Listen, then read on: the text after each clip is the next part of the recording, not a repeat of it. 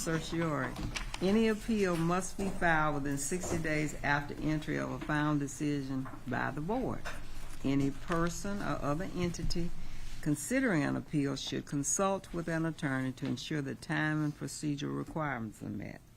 And regarding public comments pursuant to TCA 8-44-12, time is reserved at the beginning of the library board meetings for which there is an actionable item on the agenda for public comment germane to items on the agenda. Up to 5 people will be allowed up to 3 minutes each to speak. Speakers must register within 1/2 hour prior to the beginning of the meetings by signing their name on a physical sign-up sheet available at the entrance and identifying any agenda item on which they intend to comment. Do we have anybody today?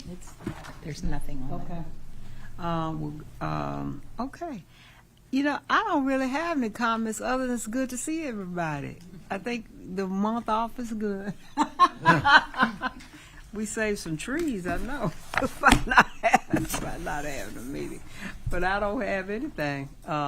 Just want to welcome everybody back from summer break.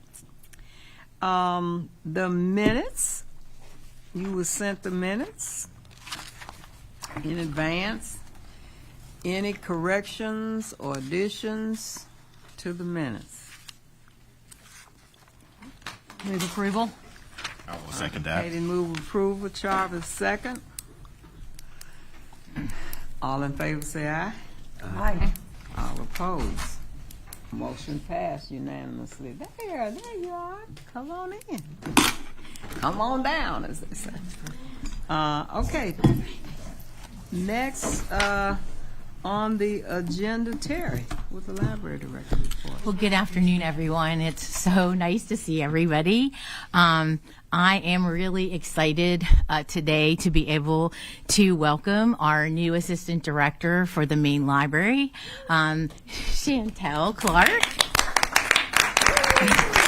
So I am going to have her come up and tell a little bit about herself, but I just wanted to say that yesterday was her first day with us, and so I'm confident that her extensive experience in providing strategic leadership and oversight of public services and strategic initiatives will be an asset to NPL. So now I'm going to ask her to come up and share a bit.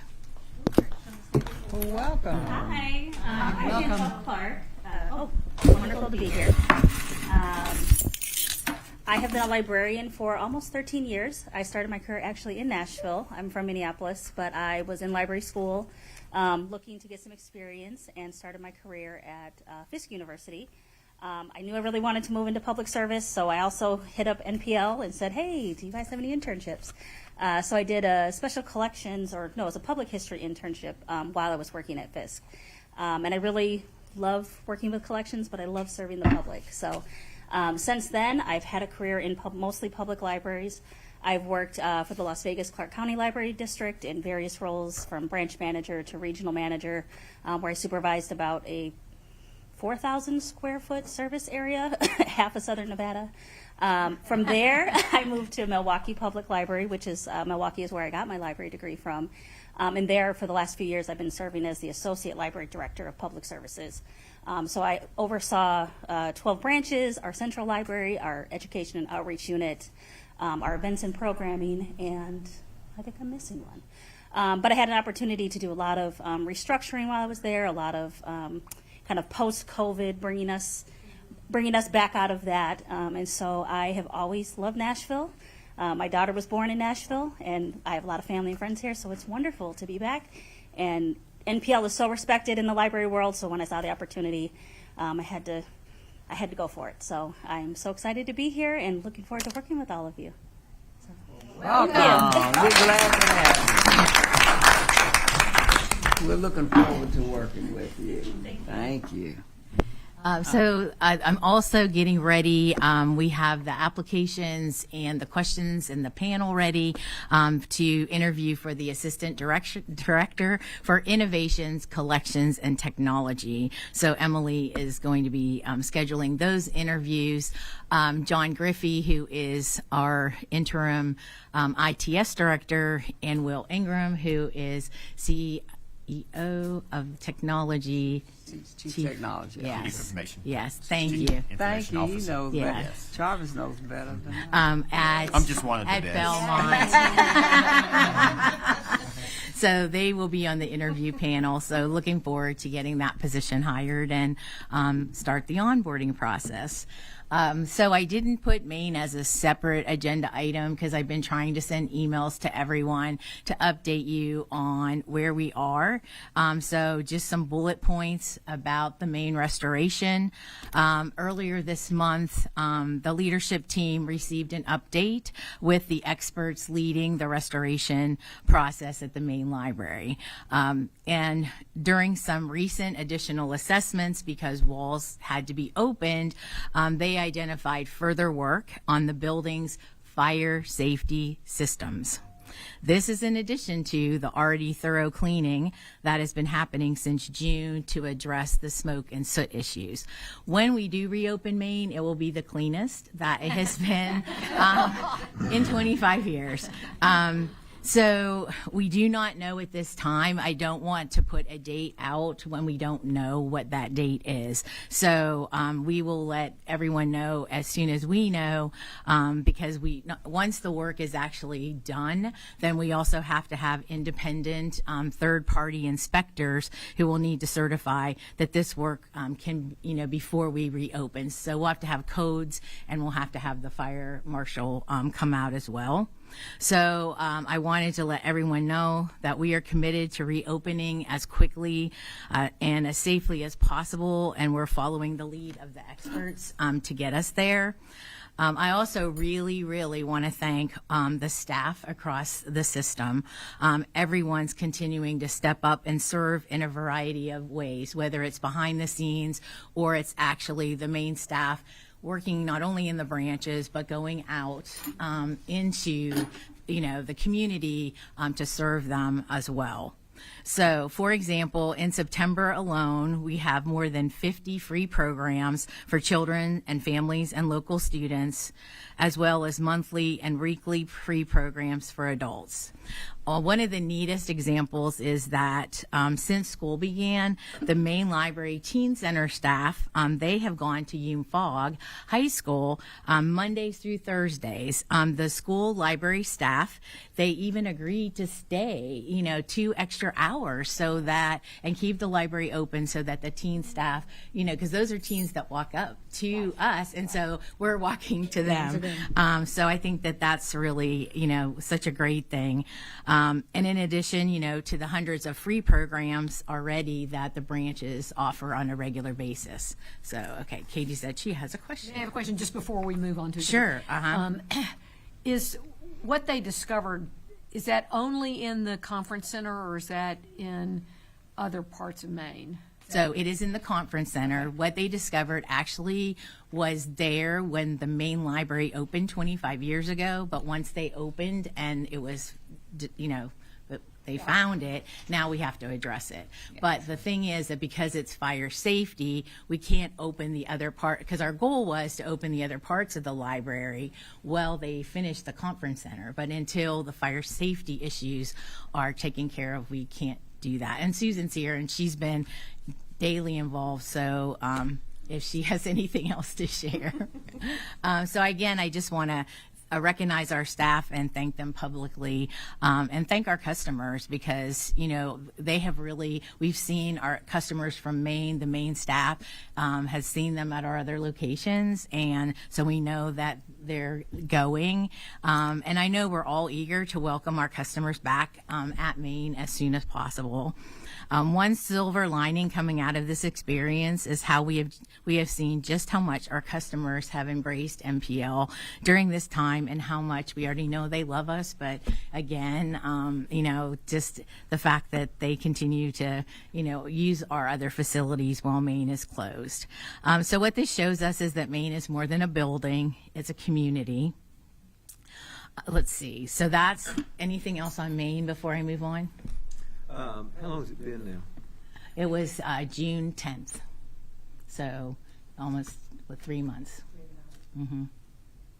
Seems a lot longer. I know. What's going to happen with the parking garage? Well, that's a good question. So I want everybody to know that the parking garage, everybody calls it the library garage, but it is under the purview of NDOT.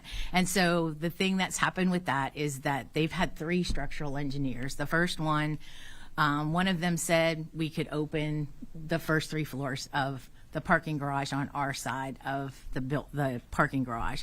The second one said, no, you have to level it.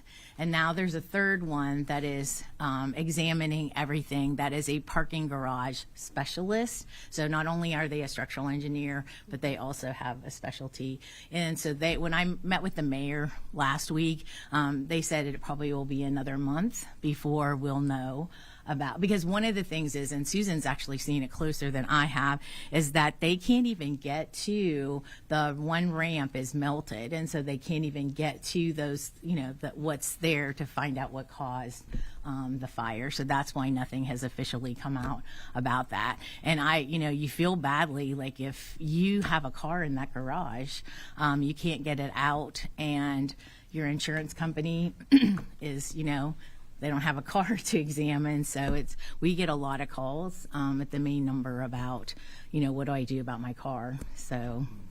Well, ma'am, Yes. quick observation. Again, by me being a CIO, that stands for Chief Information Officer. Just to make sure everybody understand. When you look at the data in this booklet, it shows that the community has adjusted to the situation. And the numbers look pretty good. Mm-hmm. So I commend the staff.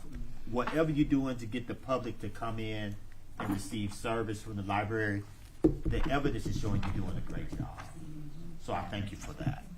So pages, 15 all the way up to like pages 24. Because I was just looking at it again because I read it earlier, and just like data doesn't lie, the evidence is clear. So thank you again. So when we initially thought that this was just going to be a couple of weeks, our limitless libraries, which wasn't in process because school hadn't started yet. But now that school has started, we actually, when we met yesterday, talked about moving limitless library staff to Edmondson Pike so that then the truck from NPN and MNPS can actually pick up those materials to go out like we normally would have them pick up from the main library. So, our delivery service is out at the old Donaldson. Our materials collection staff, some of them are at Southeast checking in books, the new books, so that our customers are getting those materials as well. So, everyone just has pulled together to make sure that we're doing the best we can in a situation that, we did not plan for. So, any other questions about me? Okay, so I've had, within the past 2 weeks, I've had 2 meetings with Mayor O'Connell. The first one was to go over the library's key strategies from last fiscal year, to talk about, all of our, we've had wonderful numbers that we could show when I met with him. And then we also discussed our key strategies for FY26. I included those when I sent the board packet on Saturday. And, it was just a really, really good meeting. His performance management manager, Clifton Pay, has been working with me on the continuous improvement plan, also on the customer service survey. And it was just a really feel good. They love the library and they're very grateful for everything that we're doing. And he said, the thing is that they understand about Maine and, they want us to open, quickly, but at the same time safely, so that we have their support. The other meeting now, he has implemented a quarterly meeting with me, and that we weren't doing that before because I report to you all as the board, and so now he is, for larger departments, having a quarterly meeting. So I was able to set the agenda. We have 30 minutes, and so this time we talked about collections, which I will give you an update on next month because our agenda is so packed for today. But just really, it was nice because it gave me an opportunity. He didn't know that 70% of our circulation of materials was ebooks. He didn't know that they cost $79, and that we are now Noel just changing the numbers on me, 24th out of 32 with our libraries in terms of funding. And so it just was it's a really good opportunity to be able to have that with him. So next, if there's not any questions about that, we are beginning a recycling pilot. We have had staff that have really advocated because we had to discontinue that service because of some changes that were made by the companies, not by us. So we are working with General Services and staff at Hermitage, Edmondson Pike, Madison, and North to come up with pilot locations where we can recycle items within those locations. And our hope is that we'll be able to add locations as we go. But just wanted everybody to know that, we really I enjoy having the collaboration with General Services, and that's their expertise, and so them helping us to make this happen. And we picked different locations with because you get different services based on where you are. And Susan, you can correct me at any time, but so we tried to pick branches that would have different services so that when we did roll it out, we had an example of all of those. The next thing on my notes is capital spending plan presentation. So every September, I go with Susan.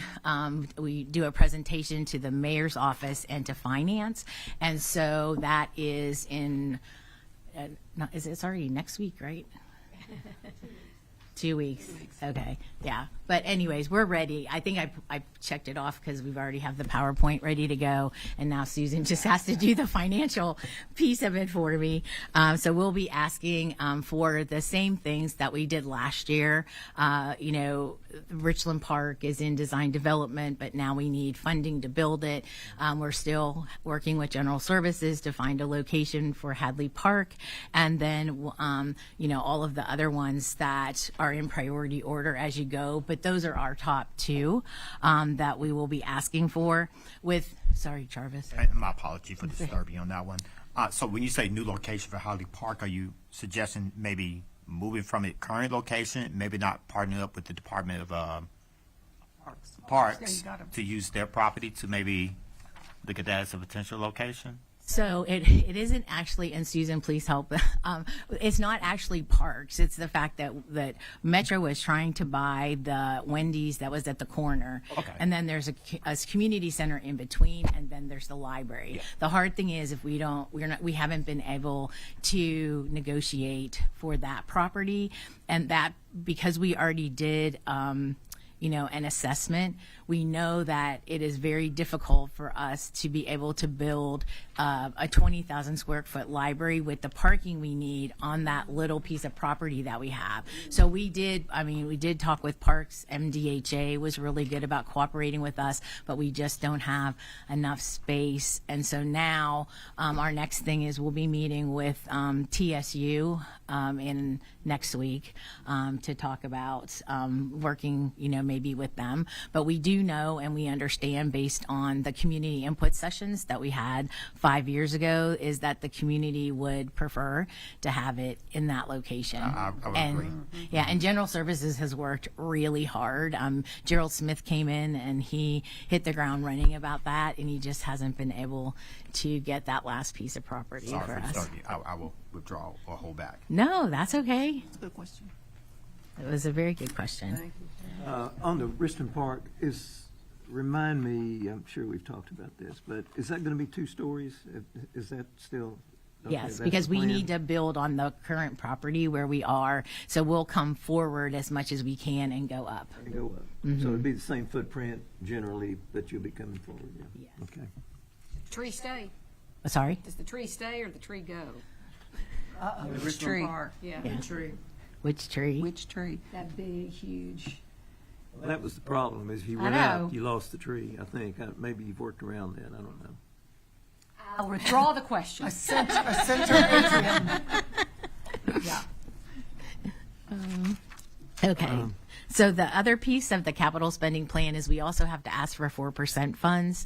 Last year we were very fortunate that we were able to get the $4.5 million for our collections and materials, but we also didn't get ongoing maintenance money because we did get the collections funds. So now it's back to not only do we have to ask for collections and materials money, we need to ask for ongoing maintenance money. We also need to ask for fixtures, furniture, and equipment for the Green Hills renovation. So that's like 600,000 plus.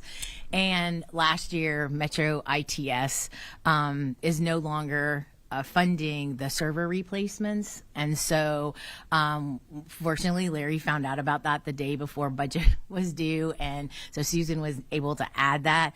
We did get 400,000 already towards that, but we need about 750,000. So Larry's doing total, exactly, a total. So that's part of our ask when we go before. But like I said, Noelle has given us really great information for justification for the materials. And so feel comfortable. This is, I think, the 3rd one that I'll be doing. But I'll send the PowerPoint once we finalize it, just once we have the numbers in. The continuous improvement plan meetings, now that Dr. De La Rosa is back. The mayor was very impressed with it. First of all, he turned to Clifton, who's the performance management manager, and said, "Clifton, were you involved in this?" And he said, "Absolutely." And he said, "It's great." He said, "I'm really proud of the library, and I love working with them." And so now he'll also be helping us with our customer service survey that hopefully we'll be working with Vanderbilt, a graduate class, to do that next. But our continuous improvement plan is in place. We started it July 1st and August 27th. I actually did 2 WebEx sessions with any and all staff that would like to attend, and they could ask any questions that they had about it, because again, this was from the bottom up. This was from the survey that we took. Our 2 areas right now are staffing and internal communication to provide better customer service, both internally and externally. So Parts related to the different employees and librarians, will that be a part of their evaluation? To anything that they have to make sure that gets done for their continuous improvement plan, will that be a part of their evaluation? yeah, so their supervisors, like for us with managers, we'll be looking at, part of this is, are they having monthly meetings with their staff individually? Are they having monthly meetings with their staff as a group? Because those are things that, dependent on the manager, sometimes those were happening and sometimes they weren't. And so those are all things that, yes, we'll be holding people accountable for.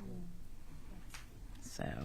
And our next continuous improvement plan will be on identifying and prioritizing our services and programs. But we want to wait till we do the survey, the customer service survey, and with stakeholders, so we also know what the priorities are for our customers.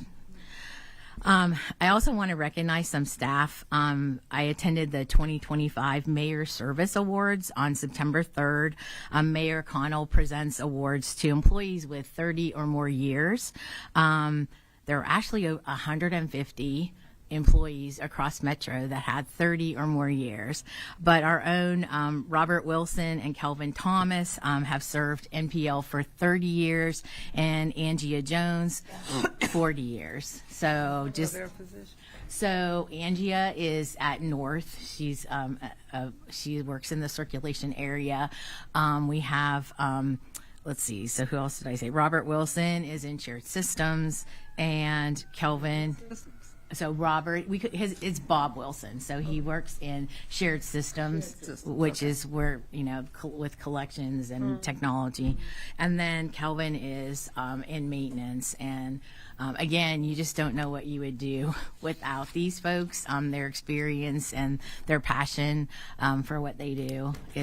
And Angie, it was so neat. She was just the smile on the face when you come up, because the mayor, you get your picture taken with him and your department head, and you get the certificate. It was just a good day.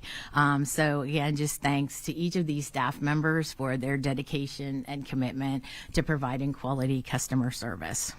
So 2 last things, because I know this is because we didn't meet last month. I know too much stuff. On Friday, it was really exciting. I attended Governor Lee presented the Donaldson branch with the Governor's Environmental Stewardship Award.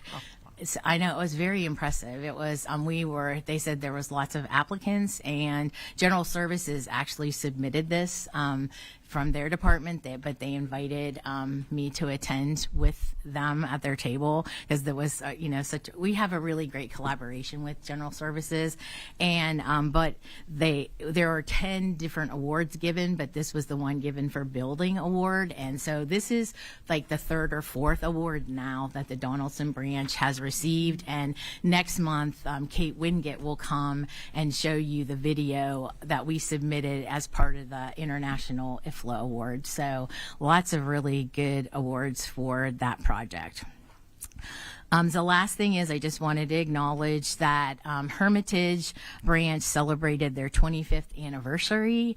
The library was in the current building and celebrated a successful 5 in 5 on August 25th through the 28th.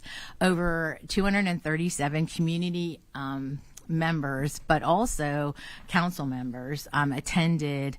So Aaron Evans, council member Evans, was excited to call bingo games at Family Bingo. And then there was a story time with council member Jordan Huffman, and council member Russ Bradford also attended. So we just have really good relationships with the council members, and it's so nice that, they support us in all of these things we do. And kudos to Emily Talbot and her staff, and to Marcom for promoting it. It was a really, really good event. So that's it. Sorry. Terri, can I ask? Yes. On the Limitless Library, on page 21, Limitless Libraries, I don't know, maybe you mentioned this, I don't know, but items on materials circulated. In previous years, the graph goes up in August when school starts. Mm-hmm. This year, it stayed flat. Why is that? Because they haven't been able to do Limitless Library. So because of Maine being closed, that's where the Limitless Library staff works out of. And so when we just thought that the Maine was going to only be closed until the end of July, we didn't make arrangements, because you have all the the check-in of materials, you have delivery involved with all that, you have to coordinate with MNPS. So that'll go up next month, because we're arranging to have the Limitless Library staff work out of the Edmondson Pike Library. So no, that was a good catch. Can I ask you, in wireless data usage, like everything in the report goes up with the exception of what Kent said, but Kent, listen to me.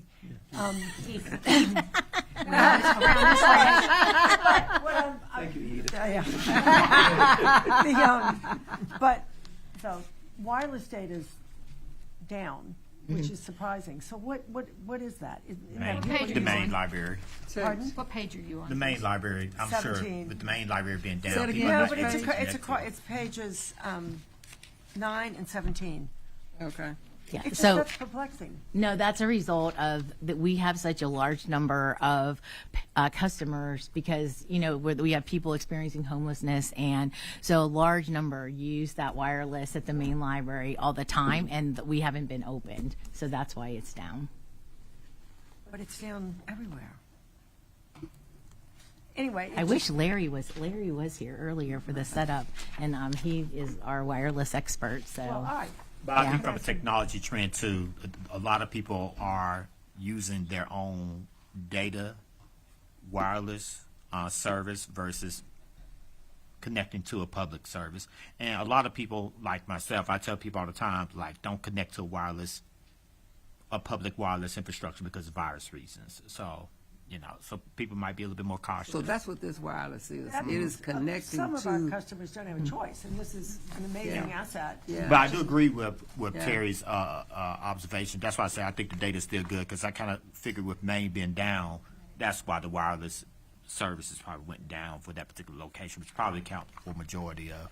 But if you look on number. page 9, it is down the most at Maine, for sure. Sure. But Bellevue, 40, almost, 47%, 46%. And then Pruitt and Luby are off the charts up. So we just need Larry. No, but part of that is, I mean, honestly, people are using, technology in such a different way. I mean, when we first had just regular PCs, that was like everyone came in, they used it. Now people have their own phones. So, now they have their own, like before wireless used to be cost prohibit. I mean, for them to have it on their phone, but now they can just connect to their own. Yeah. So. I would imagine some of it is seasonal as well. Yeah, It's school. the summer. School's out. Yeah, school That's is an just interesting starting in. Yeah. Does that indicate that we need to be rethinking how we do public access? No, because I think we still need to be able to provide, because we even during COVID added exterior Wi-Fi so people could be in our parking lots and still do that. So we will still need to provide that service because not everyone can afford it. And I'm going to add a little bit more to that. Coming from an IT background, just don't put an SH in front of IT. From an AI perspective, that's going to change. Because right now, for those who don't know, if you're using AI, you could do searches on other people's AI requests and find out what data people are asking for. So I don't need a Wi-Fi connection to do that, though. Isn't it faster, better, easier? And that's what we're yeah, talking faster, about. better, easier, but more access too. More people could get access to your You mean if you're logging into a your public devices, if it's not system. properly protected. Yes. Say it again. If you're logging into a public system and you do it for AI, then what? Well, it's not just in a public system, but I'm just saying, just in general, AI is going to change a lot of how the way we're going to do things technology-wise. I would say even less than a year from now, the whole infrastructure is going to the whole networking infrastructure is going to pretty much change. I wouldn't be surprised, David, what's his name? John McFarland. I mean, John, sorry. No, that's I'm thinking okay. David. Well, John would probably go to Terry and say, Metro is going to change our whole infrastructure process of how the way we access wireless by probably next about 6 months or so. And one of the things with Bellevue is remember that they had that flood in the library, and so some of those numbers are going to come. So there's a 46 variety of down, reasons, like when we 46%. close to the library for renovations and even just repairs. Those are numbers that would go down. But I can definitely follow up with an email, Kate, when I I talk know, to it would just be Larry. interesting to see, and if it is seasonal, that's one thing, but it just seems pretty green, the changes. Well, can I ask another down question? On page 23, the program trends and program attendance trends, is that because of Maine? It's down rather than up. Right. So there's a couple of things with the programs. One is that when we do close the facilities, that we don't have the building open to be able to do the programs. Maine, when you think about Wishing Chair and you think about the children's programs that are done there, that is a significant number of programs and attendance. But the other thing is, during the last year, we also have, Jenna is still getting, hiring the 7 additional positions that we received in the budget for the neighborhood branches. So what was happening is that when we have somebody call out, when they're on vacation, when something happens, our goal is to keep the library open. So we have to keep people on the desk serving the public. So sometimes that means that we can't do the program. So we have talked about and seen that number and discussed, but Maine is a huge piece of that. because of Wishing Chair and the children's. When you see the garage on Tuesdays and you know it's time for Brett. Been there, done that. Yeah, exactly. So yes, but good It's question. probably still going to be down if we can't get access to the garage. What's that? It's probably still going to be down if we can't get in the garage. Exactly. I mean, I just don't think people are going to. I mean, it's hard enough to come downtown, Right. but if you don't have anywhere to park, I just. That's why I'm keeping my fingers crossed that we can use the first 3 floors. But That'll be a fight. Imagine when you had 7 floors, you had to get there an hour and a half early. So, I'll put in a plug for Choose How You Move and ride the bus and come downtown when we reopen. Well, yeah, okay, I'll do that, but I'm not the only I know, one coming. I get it. you don't have your 18-month-old with you, Yeah, right. or 2. Yeah. It just, this just seems like it's just creeping along with this whole thing. Has anybody read this book, Abundance? Yes. Nothing, and the problem is nothing we can do. We'll wait. Everybody ought to read Abundance, or at least read part Okay, of it. got that on the list. This might be a Jarvis question, but a Terri question too, because I know at Belmont there's a conference, and I did call the mayor's office to invite the person who's over the city to look at this whole AI thing and Chat GPT.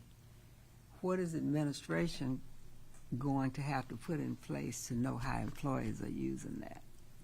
And how that's affecting the library. What are we doing and copying, and I mean, there's all those kind of conversations too. So, and I know we don't have the person in place yet, but we've invited the city because we have to begin to look at all of that.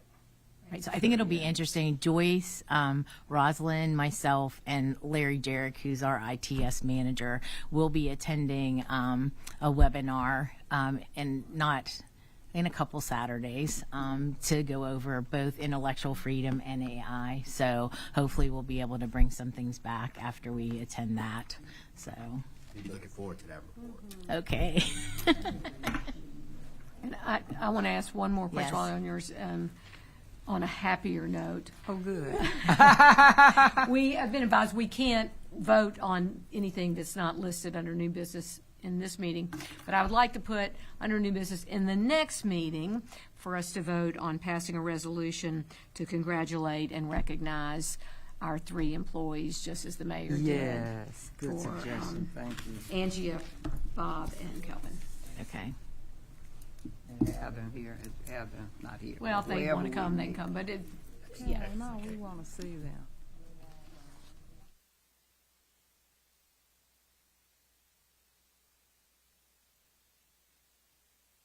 It's something in your report about library card sign-up month. I don't know if you. Andrea's going to report Okay, on that. okay, It's all on the agenda.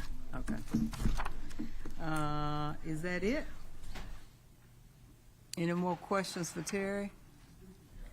So we'll move to Sean with the foundation report. I just have a couple things. One, want to make sure that you all received an invite to the Foundation's annual board meeting.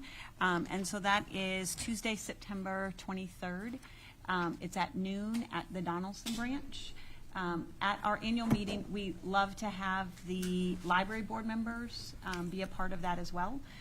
So if you didn't get an invite or you haven't let us know if you can attend, please get in touch with me. It's a good opportunity for the 2 boards to interact and for you all to see who's all on the foundation board, and then also for the foundation board to meet some of the rest of the library board members. So hope that you'll be able to make that. Where is it located again? At the Donaldson branch. Just a quick update on Beambrite. The fundraising is still going strong. We've shifted our focus, and we're now engaging with several house parties. Every couple months we have a house party, and that Kate hosted one, which was wonderful. That usually brings in anywhere from 20 to 60 people who just we want to be aware of the program, and also invite them to participate in giving. So if you know of anybody that you interact with that you feel like you want to be sure that they know about Beambrite, the house parties are a great way for us to do that. So feel free to share names or ideas with me, or Katie is, as you all know, is instrumental in helping with that. So would love to continue, and I would say really kind of that's our focus for this fiscal year, is these house parties, while the program is being piloted, and so it's nice to be able to engage people early on. Once the program is fully operational, then we'll start to look if there are funding opportunities that go beyond Nashville. But right now we're really focusing on the support here in Nashville. The last thing I'll mention is we have worked with the library, particularly William Kirkpatrick and Brett, to purchase a new puppet truck. And so the puppet truck has been purchased. They've added the lift gate, all the things. The last thing is putting a wrap on it, and it should be hitting the road in the next couple weeks. This was to replace a 2000, meaning year 2000, puppet truck, which has been well loved, well used, and received a lot of miles. So we're excited to have a new one that we're not paying as much in maintenance on, but we'll really be able to make sure that it's out in the community as much as possible. To that note, the new, not the one just purchased, but the newer puppet truck, so the library has 2 puppet trucks, is maybe a 2011. So that was our new one. We are probably going to need to be replacing that we're looking at this fiscal year as well. So we are doing some fundraising to see if we can make that happen as well. But it's been really nice when Maine has been closed that we've got the puppet trucks that continue to keep the programs going out throughout the branches and into the community as well. Last thing, I know I talked in our meeting 2 months ago just about the gala, but plans are well underway for that. I think I had alluded to, we were looking at a partnership with MBA for the gala, and that has been solidified, so we're excited that they'll be hosting us Saturday evening. Saturday morning we'll be at MLK once again, and so hope you put one or both of those events on your calendar. NBA is going to be in the gym? It is. Okay. Yeah, it's in the gym. We looked at the dining hall. That will hold 300. So we will actually be able to hold more than we've ever held. So one advantage of this year is we're hoping to, we've always had to really be careful of how many can be seated in the grand reading room. So we're really hoping to be able to expand our numbers this year. So, and also for some, we've talked with our patrons and corporate sponsors, and we've really heard great feedback of, oh, that'll actually be easier than going downtown. So this would be a great opportunity. So if any of you know of people you would love to invite, the invitation should be hitting the mail in the next week or two. I have digital invites that I could circulate as well if you would like that. If that's easier for you to share. It's going to be black tie, right? Okay. Yeah. I don't know if you've noticed. It's kind of relaxed a little bit. So yes, a lot come in black tie, but it's not. I think. Not that they won't let you language in. we use, but it's one step below. What does NBA charge for to use their gym? Completely free. They have been lovely to work with. We are so fortunate. Lucy Haynes really helped to make that partnership. So if you know the head of school there, or just anyone there in leadership, please just let them know, anyone on the board, that we're really grateful. Because at this point, for us to pivot, there were very few options that would hold 400 plus people, and there were even less affordable options at this late, and they have been more than gracious of opening their doors. So definitely look forward to seeing as many Parking of will you be possible. easy for 400. Parking will be a lot easier. Yeah. Thank you, Sean. I will not be able to come that day because I do have to work. I think there was a work conflict that day on the 23rd. So, For but I the hope annual board for the meeting. board meeting, but I hope people can come and go. Claudia just texted me, we're saying formal wear. Formal wear. Are you watching this? She is watching. Oh, that's freaky. Say hi. She does not. Hi, Claudia. No, our staff had asked for the meeting to be live streamed, so anyone across the system can watch live right now. People do watch. They do say, watch, yep. "It's not you." In fact, they do watch. It's great. They can find out firsthand. So, Anna, you want to come and talk about the NAZA contracts? Well, tell us what pages, too.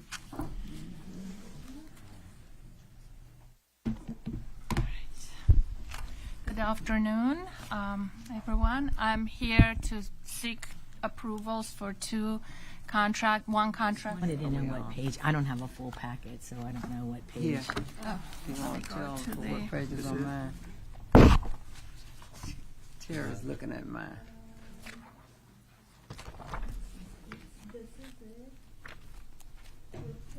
98. Crazy.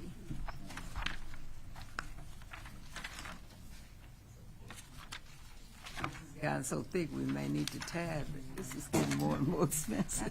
You create an app. Or I didn't have the Create an app. package. Create an app for the So, contract. my first request is about approving Why We Can't Wait contract amendment of $54,200 to provide mentorship programming at Metro Juvenile Justice Detention Center. This program has been funded by Wallace Foundation as a pilot program for 2 years and has been really successful. So after conversation with the court administration, we decided to seek Metro funding to continue to sustain this program. And this is one of our longer-serving partners as a regular after-school provider. Their approach with incarcerated youth is specifically interesting because they apply case management model, which means that even after release, they follow these young people into their communities, help them reconnect with schools, help them find jobs. And what I've learned from the court administration is now every other youth is asking them to be present at their court hearing. So they have been able to build really strong relationships with these young men and trust. So it is a little different from regular NAZA funding, but it creates a lot of impact. So I'm really grateful that Metro Council approved additional funding for us to continue Great. sustaining this program. So they will be serving on average 40 young people per month, and they're on annual basis, this number may be more, but that's usually an average number of detained youth in the center. So we're pretty much making sure that everyone who's in the center has access to this program. So with that, I would like to seek your approval for this amendment, please. Motion on the floor, Kate and Katie. Any other questions? With this having a workforce development component, I think this is awesome. So they do have a partnership with community youth workforce organizations. Yes, whenever possible, they will place them to work opportunities or, in trades, learning a specific profession or whatnot. So this organization is really very focused on continuous services, so they won't drop them. That's why I mentioned the case management model helps them connect with resources when they're released. Where is it located? It's on Cleveland Street. It's pretty close from here. There is a church on Cleveland Street. Well, the program itself is there, but they go to detention center because they need to program inside the center. Other questions or discussion on the contract with Metro NAZA? There's a motion on the floor, second. There's no further discussion. All in favor, say aye. Aye. Opposition? You approved. Thank you. My second request is for a new contract with an organization called Black Lemonade, a returning. It should be next. Why we can't wait? Keep- No, that's Keep good. going past it, I guess. 108? No. I'm sorry, I don't have a packet myself. You know what we might do for further agendas? Put the page number on the agenda, then we can, yeah. Then we won't be flipping. Here it is. It's, Why We Can't Wait. Black lemonade. Lemonade. So 109. No, 109. It says Actually. grant It contract might be between earlier. and Black Lemonade. It's earlier than that. It's earlier than that. What page, Joy? I'm going 109 Black page- Lemonade. 80. What came first? Yeah. I think it's 109. It's 109. Yeah, I think so. Check that. Grant, it It's says 109. grant contract between Metropolitan Government National And Black and Black Lemonade. Lemonade. Okay, yes, that's it. Okay. So this is, again, a returning partner, and they will be serving 90 students in after school and 60 students for summer, next summer. The after-school programs will be offered in 4 schools: Antioch Middle, Margaret Allen, McKissick, and Two Rivers. In some of the schools, they are the only provider, and they have one summer program site which was offered near Preston Taylor, but they're moving it. It was a church. They're moving it to TSU campus because it's a safer space, but it's one location serving 60 kids. It's a large program. So the total funding would be $174,796 for this fiscal year, and I seek approval for that. I move. I will second. Okay. Okay. Motion by Katie, second by Jarvis, to approve this contract with Black Lemonade. Any other questions or discussion? Not all in favor, say aye. Aye. Aye. All opposed. Okay, motion carried. Black Lemonade. Thank you very much. Thank you so Thank you. much, Anna.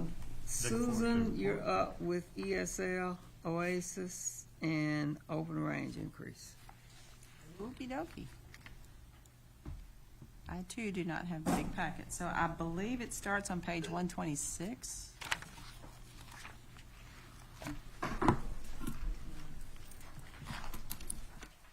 My numbers. Oh, sorry, 127. So we have 2 grant contracts that we need to discuss. One is we received ESL grants, and Martasia is going to tell you a little bit about it. Okay. You need to be with the microphone, so up there. Martasia Bailey is our grants coordinator. Okay, Martasia? Yes, Okay, Martasia. thank you. Hi, Martasia again. Back in June, we were awarded by the Carnegie Corporation for the Libraries as Pillars of Education and Democracy grant. It was for $450,000 to begin leveled ESL classes at select branch locations.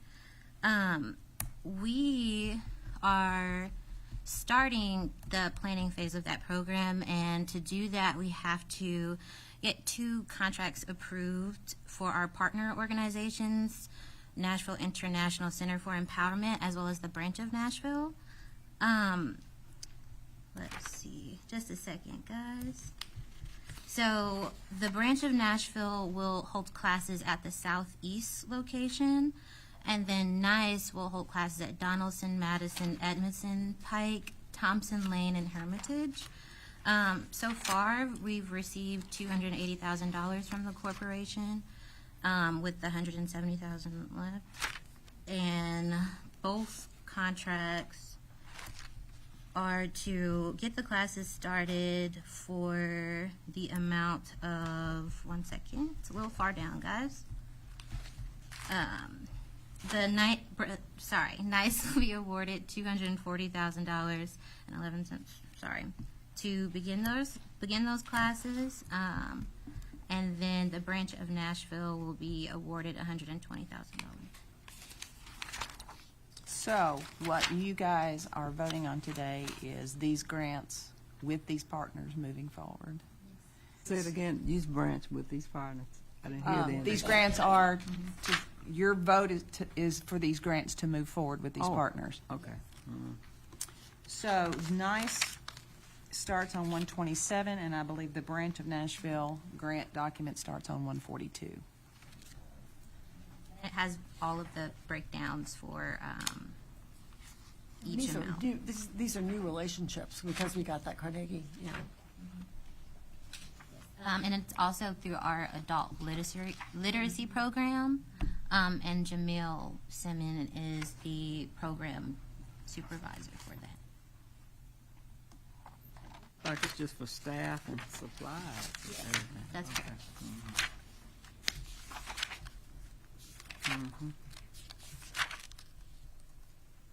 Well, and if you look at 141 and 155, you have a nice summary of each. That's their spending plans. Yeah. Questions and discussion? Susan, do you feel confident that we have the resources to complete this grant? Yes. Yes.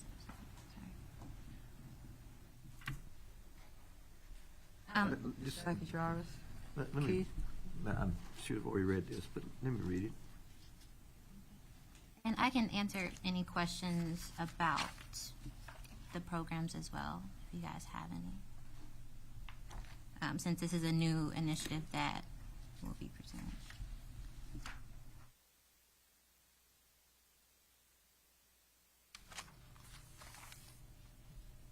And where is this done?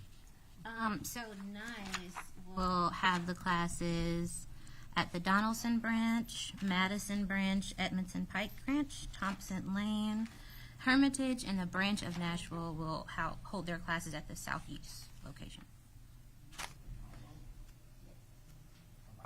I'm not familiar with the branch of Nashville. Who's the branch of Nashville? They're ESL provider.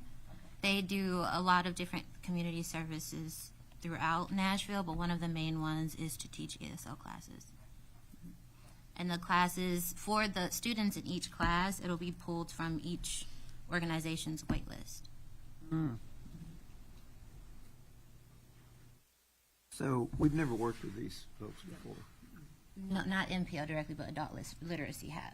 Those are familiar organizations of our current program. If approved, can we get a report? Absolutely. Okay. So you're saying you have worked with them before, you haven't worked? The adult literacy team has, yes. But separate from providing ESL classes for NPO. So this is actually a new program that we're offering. I still don't understand whether you've had experience working with. The answer is yes, that they have. They have Adult not- literacy services program that we have at NPL has worked with these two Well, they have partners before, but experience. not We for just this haven't had a particular purpose. contract with them to do this with the library. Yes, Correct. because this is new. There's a relationship They with have them. they Yes. have a relationship with all of our library experiences with other community organizations. They have worked together before, That's so that's why they think this is good for us to enter into a contract with them to do the services at the library. I'm assuming. That's correct. That's they're what I'm both great hearing. I hadn't talked to you. Yes, And I'm being told that NICE is also a NAZA provider. that's correct as well. So in that instance, yes, we have worked them through NAZA. NAZA and At least adult nice literacy. you have. Yes. Great question, though. Any other questions? I think she's saying, get me out the hot seat. My heart's like this a little bit. It's fine though. Well, once we're signing contracts, we need to know. They're Madam anxious Chair. to start the program. I so move. Jarvis, motion. Rosalind, second. We voting on both contracts or one? Both contracts. We can do that, right? I would We need to do prefer one that at a you time. vote on them separately, but they're listed on the Okay, agenda okay, together. okay. So Withdraw. Jarvis, withdraw. I so move on the first contract that was presented. With NICE. Yes. Okay. Okay, Rosalind is seconding, that we enter to the contract with NICE. All in favor, say aye. Aye. All opposed. Motion carried to enter into contract with NICE. So the second contract, is with, I forgot that fast. The branch. Do we need a motion on the floor? So move. Kate, who's seconded? Can I have a second? Second. Second, Rosalind. Any discussion? All in favor, say aye. Aye. All opposed. Thank you. Thank you for doing this. Appreciate it. Great job. Well done. Yes. Great job. Good job. Good job. The next two contracts, apparently they are not listed separately either. Oasis and, Our Oasis Center, those are direct fund grants. We've been doing what's it the page? for please? years. Oh, sorry. The first one is on page 157. And that is for the Mayor's Youth Council grant. It's $30,000. Okay. That one's 175. The other one is $250,000. And where does that money come from? And it starts on page 175, and that's for College Connection. Okay, wait a minute. Why don't we Where just is do it? it one at a time? Okay. So let's do Oasis first. Well, they're both Oasis. They're both Oasis. Let's do the Gotcha, part gotcha. But the first one, So the the first one, the first contract is for the Mayor's Youth Council. organization, the youth engagement for the mayors. and it's $30,000. We've been doing this since Mayor Dean. Okay. So, again, they're, Come from, where does the money come from? Is it just regular It's Metro budget? money, Yeah, yeah. Metro money. it's actually in NAZA's budget. When Mayor Dean left office, that money was moved out of the mayor's office to the library.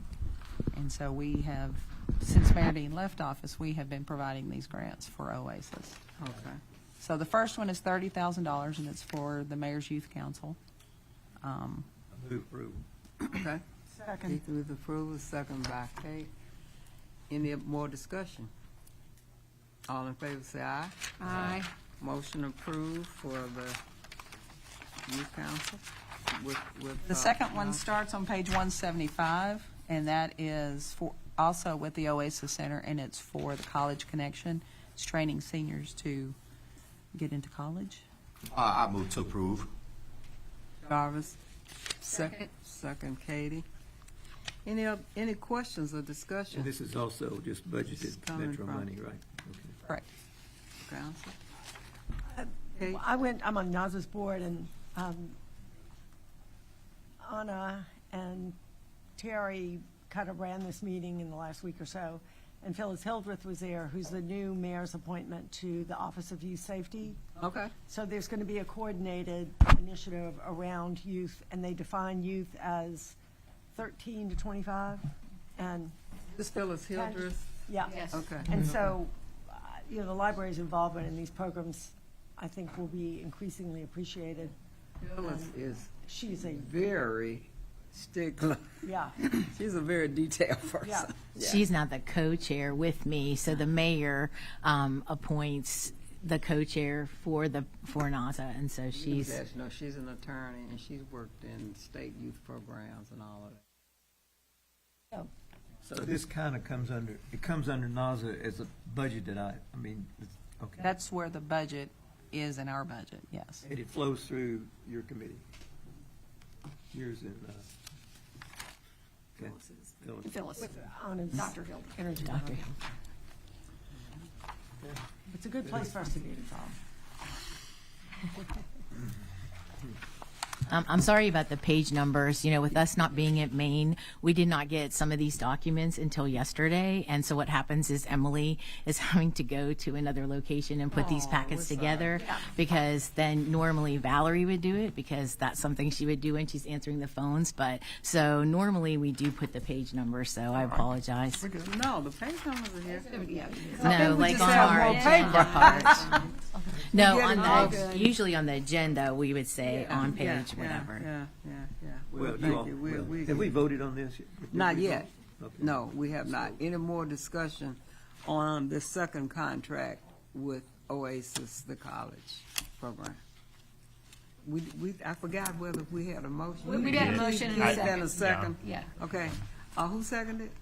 Kate I made the Okay. motion. I make the motion. Did you make the motion? I made the motion, you Okay. seconded. Sounds good. I'll second that. All in favor, say aye. Aye. Opposition? All right, motion approved. Okay.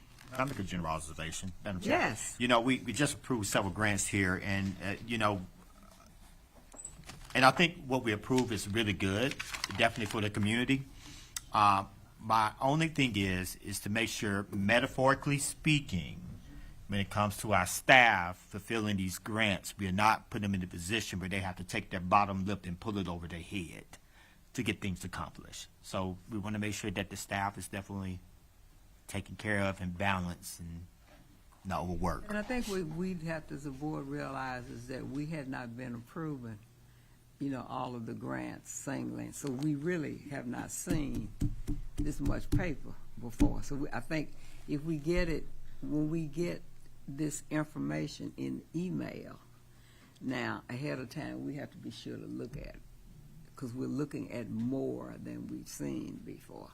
And trying to impart the importance of getting it to myself and Emily in a timely fashion so that we, you know, can send it to you all.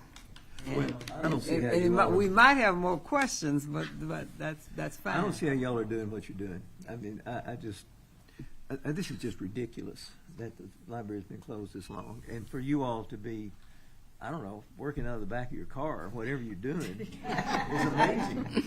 Yeah. And you ought not to be asked to do that. And, you know, we had these guys here at the last meeting 2 months ago, and they were all sunny and bright, and, you know, oh, we're getting this done, and then nothing happens. Yeah, and we didn't know. We didn't know that we'd have I just think other- it's a terrible place to put we you all have in. other things to tell us. Something that happened 25 years ago shouldn't have happened. They didn't know. But that's why I said, even though when you look, Those that's why I change, said, even though we look at the data, even though it may be down in certain areas, it still looked pretty good, even with the main library down. It shows you the impact that y'all are still making. And actually, I texted Larry because he was here before.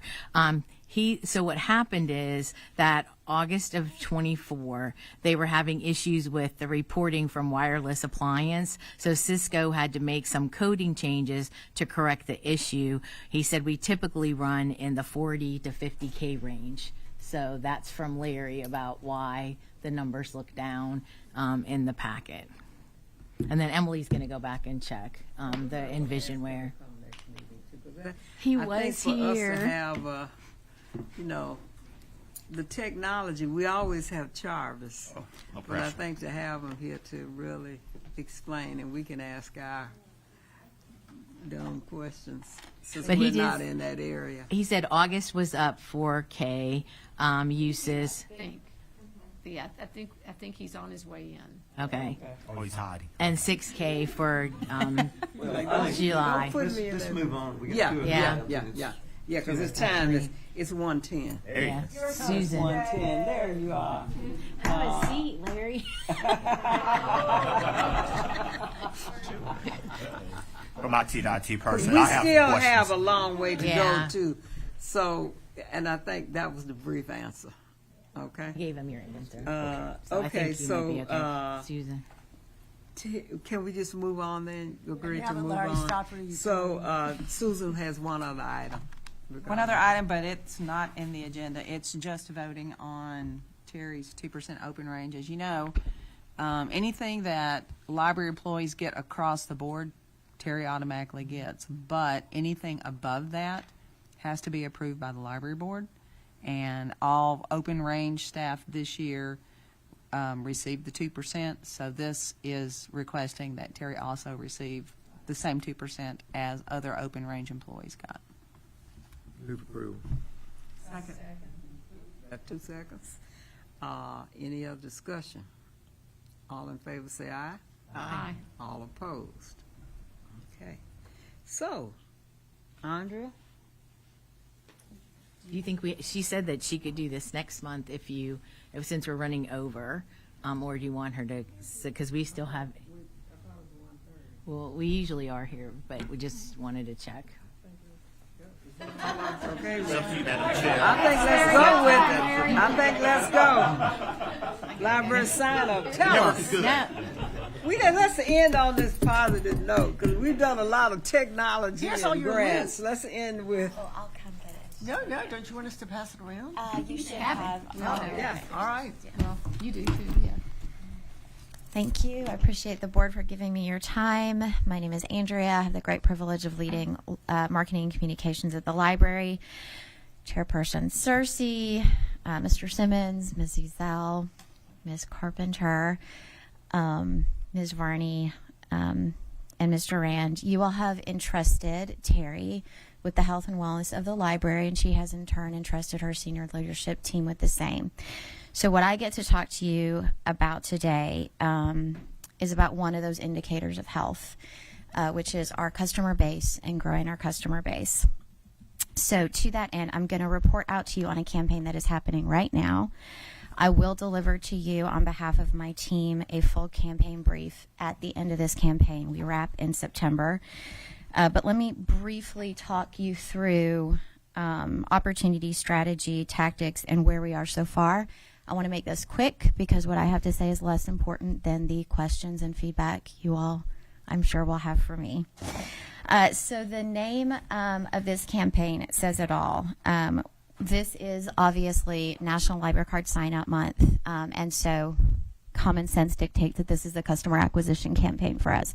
But I do want to emphasize that this is also a customer retention campaign. And when I take you through the strategy and the campaign theme for this year, you'll see why, and I'll explain why. I do also want to always remind you all that a customer acquisition campaign for the library is a lead acquisition campaign. That's because we have a deliberate structure whereby when you sign up for a library card, you give us your email address, and you are then put into our 2 email marketing funnels. So you're put into a citywide email marketing funnel. We actually, anachronistic or not, have a great email marketing engine. It works great for us. We have got a citywide e-news subscriber base of more than 200,000 subscribers. So you're put into that citywide funnel first, and then you're set into a hyperlocal email marketing funnel. We also do the work of mapping our customers, geo-mapping them to their home branch. Everybody here knows that if you love National Public Library, but you love your home branch first and foremost. So we have worked with branch managers to set up an entire hyperlocal email marketing infrastructure so that you're hearing from the library as a whole, but you're also hearing from the people that you see every week. And then this is also what on my team we call a halo effect campaign. And I'm borrowing from the Japanese business philosophy here of the virtuous cycle. Here's what I mean about that. Every time the library acquires a customer and we acquire that email address, we were very intentional about creating an infrastructure with the foundation whereby the foundation gets that lead acquisition as well. So that customer is now experiencing us citywide, us hyperlocally, and then kind of getting the warm introduction to the foundation as well. That is what success is going to look like for us with this campaign. Acquisition, retention, lead acquisition, the virtuous cycle. Sean's gazing at me lovingly as we talk about that. And success for us is going to look like about 4,000 library card signups by the end of this campaign. Emily Kriebel, who is our new statistical analysis, did some consultation with us based on what we've done just not above the board on average regular course of work during September's. For past years, we're looking at about 4,000 for this month, which looks like success. So I'm going to talk briefly about strategy. Everybody here knows how to talk about a library card. Everybody watching knows how to talk about it. Our staff do it every day. They're incredible ambassadors for the library. Really, our challenge was to tailor and slim down and refine the focus and the message a little bit for this year. And so we decided to go with a key value proposition or customer value proposition that we really think works, which is what you're looking at before you, which is our Stream Smarter campaign. So again, I don't have to convince anyone on the line watching the broadcast or in this room about how much people love the fact that you don't have to pay the other guys. You can get free audiobooks, free ebooks. Actually, Metro Law gave us some friendly advice not to actually name the other guys, so we're not going to call them by name, but we do like to allude to the fact that you can always save when you stream smarter. And so you're looking right now at the two creatives coming out of this campaign. As always, this is a full channel campaign, and I really again want to thank and recognize Terri and the senior leadership team for having the foresight to invest in a fully staffed, multi-channel integrated marketing team in-house. What that means for the city and for the library is that you're saving a lot of dollars. As I love Katie Varney, and you're also saving a lot of dollars that you would otherwise perhaps be paying a public relations agency, unless they're Katie's and they were doing it pro bono for us for many, many years. That also frees up any dollars that we might have for an ad buy. And so while we're able to secure great organic, creative, and campaign for you all, ad buy dollars are always a plus. I do want to thank and recognize my colleague Kyle Barber. He's here with us today. His FY 25 and 26 workforce culture committees have stepped up and are funding our socials ad buy this year. And we also were able to place a billboard ad buy. And I'll be showing you all that in my full campaign brief when we wrap this campaign. Another thing that I'm really glad that we did, and I think we did a good job, is to provide a socials toolkit. You all may have seen my email to the board earlier this month. We would like to make this campaign as turnkey and as plug and play as possible. I do want to thank Ms. Ezel for coming to us and asking how she can support the campaign, and then we were able to connect her with my colleague on our team, Katie, who is our socials lead. So let me talk very quickly about where we are. In a nutshell, I'm happy with where we are. I think my team is feeling good about where we are. Axios did run a morning exclusive on September 2nd when we launched this campaign. The earned coverage continues to come in. My colleague Joan is right at the back of the room. She was with News 5 this morning. We have seen 1,200 clicks so far from the socials ad buy. We did see a spike on September 5 when we launched the socials ad buy. One thing I'm very good at doing is asking people for money. So I've gone back to Kyle to ask for more money. He has graciously agreed to make some more available. So we're going to continue that ad buy. And again, we're trending well. So last year, this time, from September 2nd through the 15th, we had 4,311 clicks on the Get a Card page. This year, in same time period to date, we have just more than 5,000 clicks. Mm-hmm. Now, again, that is not conversion. Obviously, right now we're just tracking clicks, but we are hopeful for the conversion. And one thing that I really want you all to know about my team, besides how incredible they are, is we birth a campaign. We put it out into the world, and then we nurture it, kind of like Beambrite, every day. We nurture it along, we watch it, we measure it, so we're committed to getting you all and our colleagues results. I'm happy to take any questions, feedback, ideas. I do want to just, again, thank you all for your leadership, thank Terri for her trust in us, and thank everyone across the library system. Hopefully you all have always heard me say my team and I have the best job in the house. We don't do the work. We get to show off the work of our colleagues who are so committed to this library every day and doing transformational work. So it is a great privilege to sit at this table and talk about it. Do you want to talk about council? Yes. Oh, Lord. Thank you for reminding me of that. So another thing that I'm really, pleased about with this campaign is the community kind of surround support sound that we've secured. Actually, the day I had it on my list to call the vice mayor's office to ask if they'd like to participate again, her staff called us. This will be a second year in the row. They are going to have a photographer at Metro Council this evening. Council members will take a picture with their card. They've asked for batches of this collateral so that council members can distribute them within their districts. The mayor's office, Mayor Connell, has been supportive of this campaign on socials. The vice mayor did get out on her socials and echo this campaign. And I do want to thank Sean and the foundation team. We were able to share the toolkit with the library ambassadors, who I know are also sharing this campaign.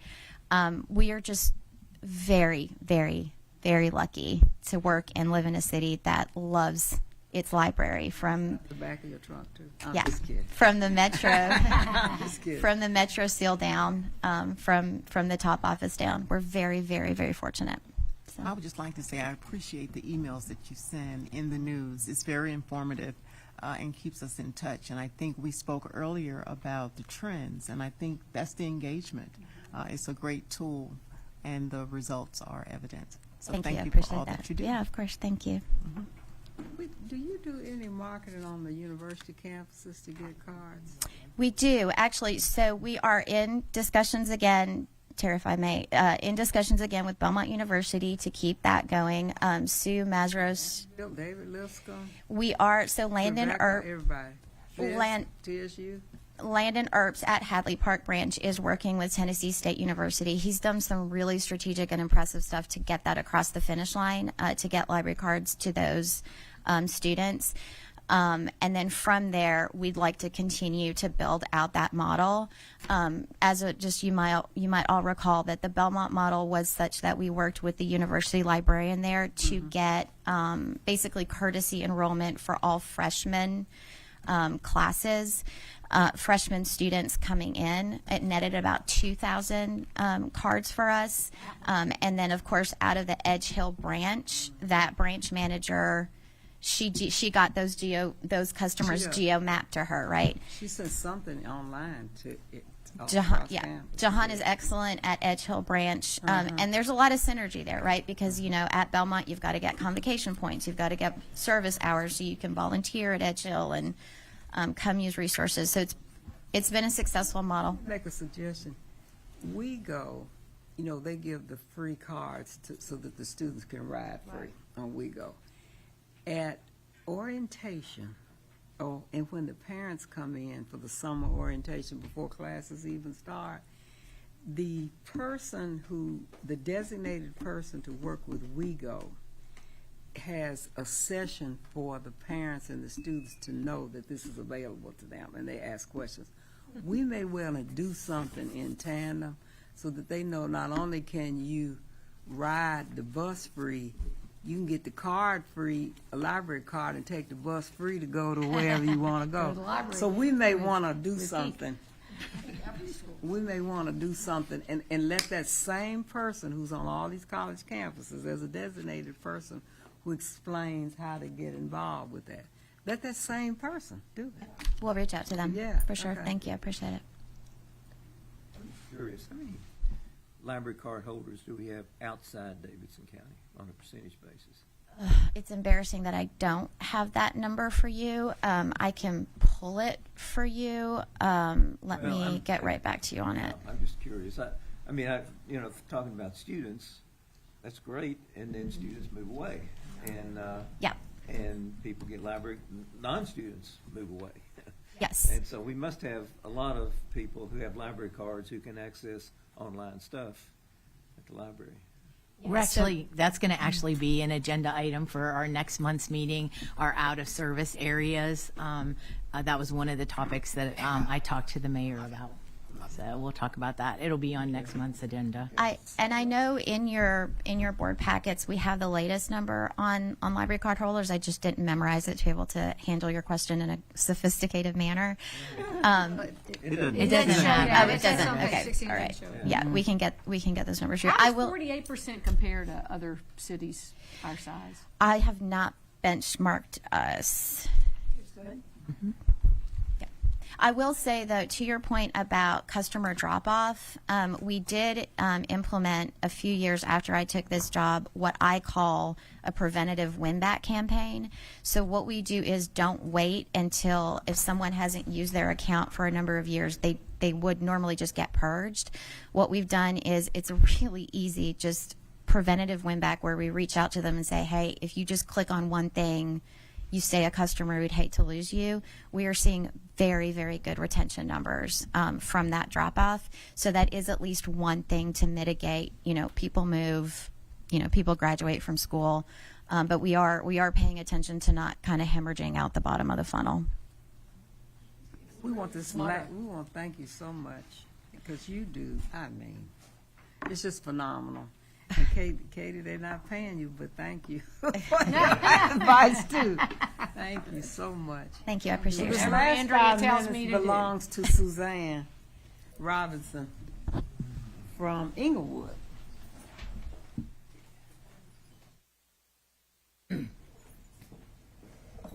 And while Suzanne's coming up, we get about $60,000 a year in out-of-service areas. That's $10 cards. So if my math is right, we have about 6,000 out-of-service area library card holders.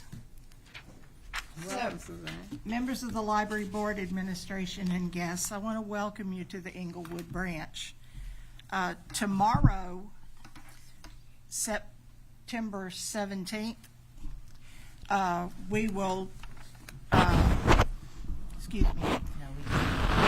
tomorrow, September 17th, marks the branch's 56th year of service to the Inglewood community. This branch offers a variety of programs for children and adults. We have the very popular Mr. Andrew. He is known all over the area. He offers 3 story times every week, 2 for babies and 1 for preschoolers. These programs are extremely popular, and they average about 30 attendees per program. We began offering Adventure Club and a book club for school age, averaging about 10 participants per session. For adults, we offer 3 book clubs, including one that is for banned books, a monthly craft program, and we have weekly laughter yoga. And each of these programs averages 8 to 12 participants per program. We do quite a bit of outreach for a branch this size. Mr. Andrew visits 4 to 6 school groups per month during the school year, interacting with 60 to 80 children on each visit. Children's librarian Melanie Ivanoff represents the branch at larger outreach opportunities, including back-to-school festivals and end-of-school programs. During the past year, the adult staff has represented the library at 5 community events, including the Nashville Black History Expo and Nashville Comic-Con. That was our 3rd year in a row at Comic-Con. Also, the branch has developed a good relationship with the Inglewood Neighborhood Association, participating in monthly meetings and community events. Since 2015, INA has presented the branch with approximately $7,000 in donations. This has funded programs like the annual visit from Santa, craft supplies, the TV and soundbar that you see at the end of the room, and a laptop for branch programming use. That's a brief. Thank you so much. What's your total staff, full-time staff on site? When we are fully staffed, there are 7 of us. Right now, we have 2 vacancies. Is Mr. Andrew a full-time staff member? Yes, he is. All of our staff are full-time. How long have you been with the library? I've been with the library since 2003. Okay. Before that, I was at the Dixon County Public Library for almost 20 years. Oh, wow. And I've been at Inglewood since 2006. You're going to get the hang of this at some point. I'm trying. I am trying. Thank you for coming today. Thank you. Thanks for having us. Thank you. Thank you so much. Suzanne has a wonderful relationship with Councilmember Benedict, and she loves the library, so I appreciate all the staff do. Macy, do you want to introduce your new staff member? Yes. So this is Kelly from my office. So Kelly and I are working together. She will probably attend a lot of these meetings with me. She may attend some on her own. We may have to tag team some. But this is Kelly. So you got baptism by fire today. Yeah. Thank you so much. And Kelly's worked in our office since 2019, so she's not new to Metro Legal, but she's new to my team. You're pre-COVID. Yeah, wow. She's pre-COVID. Okay. So you went through a lot. Okay. Anything else beside next month? We are at Hermitage. Today has been a very interesting meeting. You could tell that we have not met in a while, and it's just really good It to is see a lot. everyone. Yeah. You know, when I look at the library, the first thing that comes to my mind is customer service. The next thing that comes to my mind is 4 words about the library in the area: customer service. Requests, response, and follow-up management. You have shown an aristocratic service today in those areas in this meeting. This book was full of requests. You respond to every question like an expert, and you follow up on every question on things that we talked about in the past. And I'm grateful that we are here today to see that you all continue to make an impact in the community. That's it. Thank you, Charles. Charles and I were talking before the meeting got started too, and we're saying, you know, we're not downtown with the bonus. Besides coming to see the branches, is to see how the neighborhoods have changed out in this area. I was looking at the houses. It was like, I haven't been over here in so long. Everything's changed so much, so we get to see, we get to see that too. So that's good. That's good because we can see the library in context of the changing neighborhood. Yeah. Anything else?